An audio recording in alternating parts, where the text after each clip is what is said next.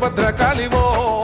మాటే మమకారమో మనసే బంగారమో మానవతకు రూపమో నిరుపేదల నేస్తమో ఉన్నతంగా చదువుకున్న జ్ఞాన జ్యోతి పీఠమో